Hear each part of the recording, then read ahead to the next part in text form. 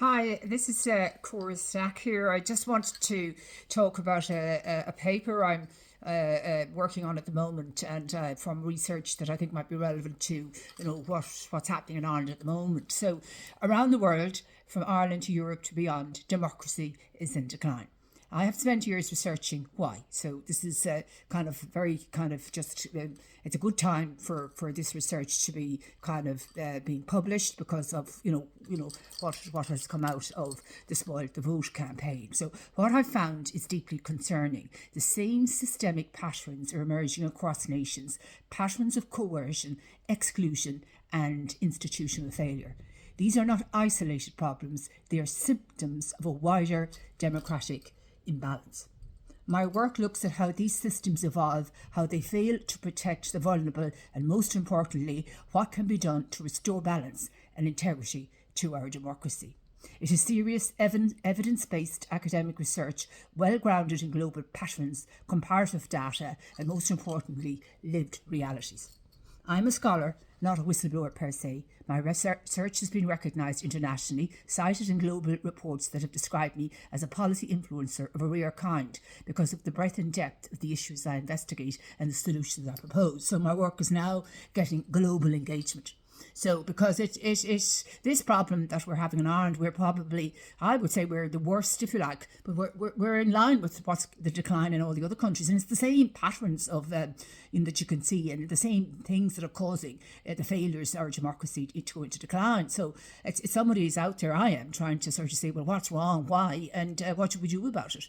So one of these solutions is the adoption of a trauma-informed system. This is bringing humanity back into governance, back to all our organisations, bringing humanity, bringing empathy, compassion, bringing these things that are sometimes looked down upon, these skills. If you're empathetic, or if you're kind, or if you're concerned about others, that's sometimes, oh no, that's you're no good to the org. Sorry, this is proving that without empathy and without compassion and kindness and concern for others, this is what we end up with.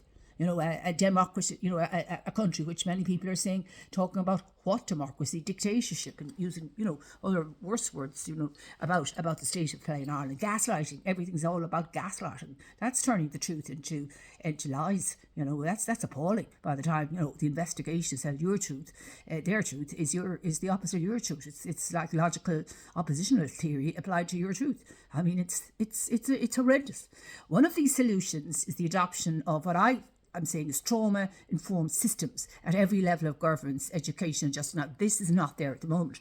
Before conflict escalates, before lives are destroyed, I am saying we should consider, since there's no other solution out there, arbitration first, systems that recognise human trauma and prevent institutional harm. Now, to recognise human trauma, you have to have, empathy, you have to have compassion, you have to have kindness, you have to have these kind of human skills entrenched in all your systems. They're not there at the moment. It's just cold, indifferent, detached. All of these things are given no value. Whereas, in fact, what happened is the value of them is that they have no value. So when we all talk about democracy, we're really talking about people, their voices, their dignity, and their trust in institutions. And when that trust broke down, as is clearly evident from the recent election, democracy begins to unravel. And that's happening all over from my research.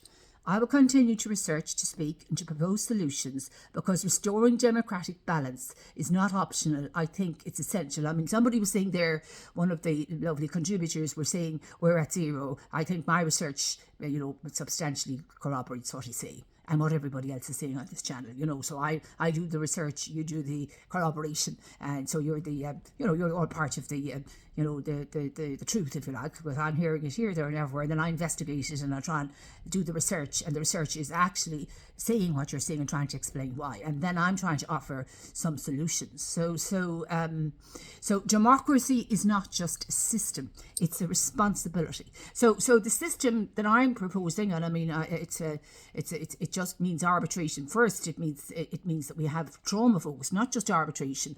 No, it has to have humanity in it. It has to have empathy, and it has to value the skills of empathy and humanity rather than devalue them and say vulnerable people or people with high empathy are no use to the organisation. They're too kind, too soft, and they're not hard enough. They won't gain our, they won't align with our vision and our strategy, which is totally cold, indifferent, and ruthless. And this is what we've got out of this ruthlessness, having power rather than kindness and compassion compassion and empathy being part of the structure of power, rather than being the structure of the abused. Or, that kind of way be the profile of the abused person is the one with empathy, vulnerable, and the one then with high narcissism, is the one that's the one has all the power.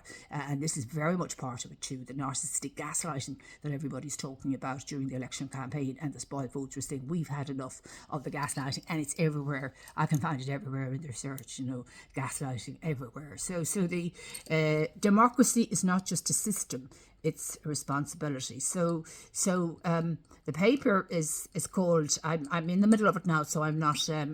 The paper is called "When the State Mirrors the Abuser." So that's just a. There's obviously a sentence after that that's more a bit more, but that's the search of the original, the first line of it. Let me get the whole line of it here, because it covers all of the institutional abuse scandals we have in Ireland over many years, and it looks at the way, the Stardust victims, all the victims of abuse, the Magdalen Laundries, the CAMs, the BlackRock. It goes into, all of the cervical cancer smear scandal, the BlackRock scandal, TUSLA, issues with TUSLA, etc., and how all of those, ended up with people being, left in a state of trauma. They were re-traumatized, secondary trauma, secondary victimized by the systems that were supposed to support them, when they tried to get any kind of justice. So it's the secondary traumatized that's shocking in the extreme that's exposed in my paper. So the state engages with all of these legal professionals and people to protect the institution at all costs, and in doing that, rather than providing arbitration first with to try and heal these people, it actually secondary traumatizes them. So my paper is called, which I'm still working on. I've got a first draft on academic detail, but it's very much a first draft because I have included a lot of other dimensions, as I have a lot of dimensions I can provide to this paper. Is called "When the State Mirrors the Abuser: The Global Failure of Trauma-Informed Arbitration and the Erosion of Justice in Democratic Systems." So that's my bit of news today. Another bit of good news is that Mr. Niall Byrne is taking a Supreme Court action to the High Court based on a questionable judgment by Mr. Brian Keegan just directly before the election, which we think perhaps was the case because the case was thrown out, but I think it was perhaps influenced by the fact that maybe the judiciary didn't want to interfere with an election, but or the wording wasn't clear or something like that, or as clear as it could have been, but I really felt the intention, the judge should have understood the intention rather than, the precise wording. But my understanding is the wording, if the wording, was corrected, it would be, the case would have serious grounds, for to be accepted as justiciable, and would be whatever Mr. Niall Byrne is asking for would go, would be allowed or afforded or this sort of thing. So that's a case to look for. Niall Byrne versus Antónis, and that's now in the Supreme Court, and he's looking on his TikTok for everybody's support. And so he's a lovely man, very kind, really kind. He's all about the philosophy of bringing light into the darkness. He's all about healing, and it's an interesting, because I think my work is about this as well. When I'm talking about trauma-informed arbitration, it is about bringing light. So, and in two different ways, the two of us are trying to bring light into the darkness through systems. This is what he's trying to do, to bring light through his advocacy and to what he's doing, and this is what his motivation is. And what I'm trying to do is do the same thing, bring light into the darkness, and that is by bringing democracy up and the gaslighting down. So that's really a very cryptic way of putting it. So but that's in everything. So I can imagine, what would be needed to hit that in every way. So that's my vision, and I have just putting it out there, and I'm sure it's going to attract a lot of global interest, because already my work is attaching a huge amount of global reach. So this is a very serious issue, not just for Ireland, but for many areas where democracy is in decline worldwide. And what's happening is exactly the same thing. A lot of it has got to do with, not government reach, but lawyer reach. Lawyers and the legal system, getting themselves into everything and protecting the institution at all cost to the inverted commas truth. And by the time the lawyers are finished with it, the truth is erased. And that is secondary trauma in a lot of cases. Or by the time the truth gets inverted from all the shielding of the institution, the people are completely going down. So it's a broken system. And what my paper is saying is that Ireland's systems are in breach of European legislation on human rights, and you'd imagine that's something we'd be attentive to. We'd be attentive to. In particular, a recent landmark case on parental alienation in Denmark has really shown how far behind Ireland has come and been dominated by the legal capture, because Ireland's political elite weren't able to agree that parental alienation was psychological violence. But it came from a landmark case came from that any kind of tactic to turn or to compromise a child's right to time has now legal consequences in the Danish Supreme Court, but now it's now been put into the family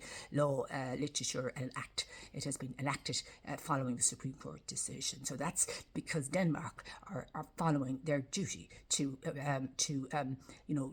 follow the European Rights of Convention, the UN Human Rights Convention of Human Rights. Now that's another one I'm going to work on to convert into plain language. But certainly, equity of arms, equality of arms, and things like that. There's a lot of interesting articles there that that's part of our larger constitution. And yet it seems to me that our systems, what I'm arguing in this paper, is that many of our systems are so gaslighted that they are in contradiction or not in line with the EU law, for which we cannot pick and choose. We cannot say we're in the EU for the money we get out of it because this or that.